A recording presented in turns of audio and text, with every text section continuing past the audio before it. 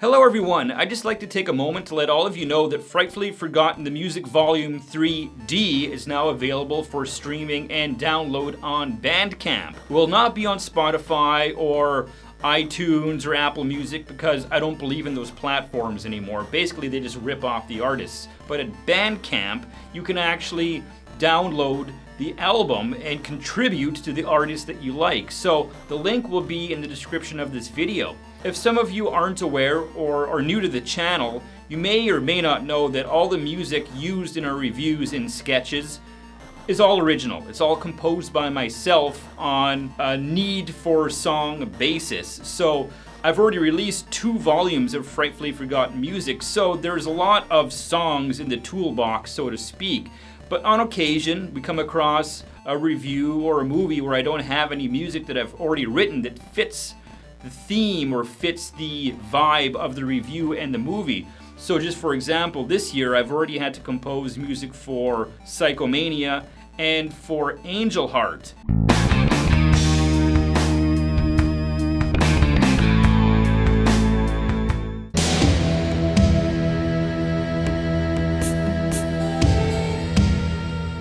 Sadly, those 2 songs aren't on the Volume 3 compilation. I'm saving those. Those will be on Volume 4.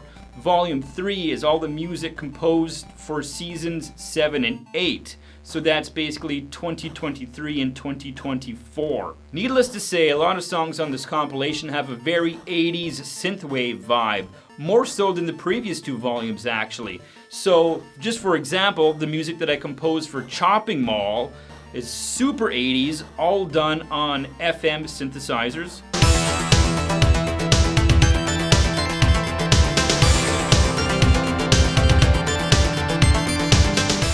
The song I composed for Stage Fright, which I've named Curtain Call, is 80s to the max.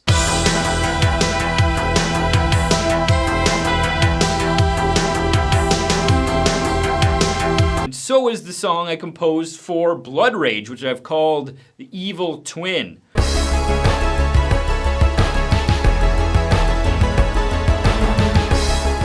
And I channeled my inner Danny Elfman for the song that I wrote for our Ice Cream Man review, which I've called The Ice Cream Man Cometh.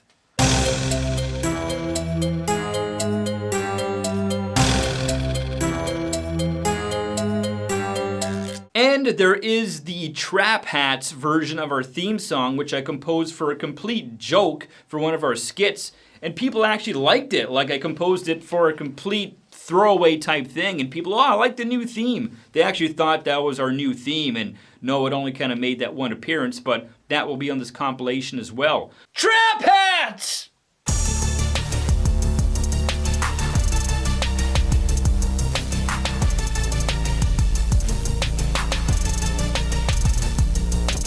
There will also be some orchestral type songs, so songs that I composed for sketches like our Highlander skit and our Wrath of Khan parody.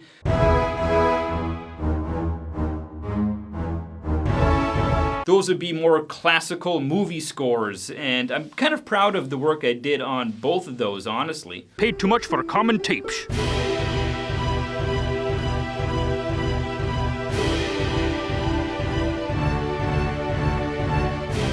Sadly, there won't be a physical release of this compilation because it's just getting too damn expensive to ship things these days. You know, I'm an advocate for physical media, and I will always stand behind physical media, but I used to be able to ship the CDs out just plain mail, just put them in an envelope and send them out as a letter because the CD would fit in an envelope.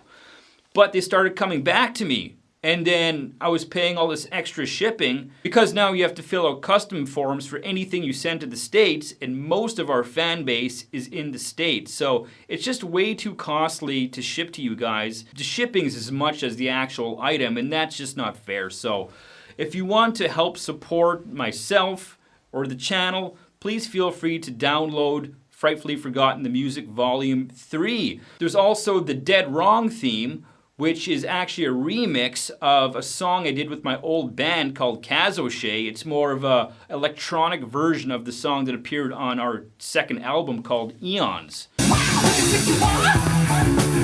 around thinking some kind of superstar. Oh, man, you got so much to learn. You're gonna speaking of my old band, I'm kind of very humbled by the fact that the music that I make for this channel, which was just made to be played in the background basically during these reviews, has actually become a lot more successful for me than actually being in a working band that would play live shows and, you know, hustle at the merch table and try to sell t-shirts and CDs. My solo instrumental fake horror movie music project has gotten way more downloads and sales than I ever did when I was in a working band, lugging my gear in and out of venues in the freezing cold weather at 2 in the morning.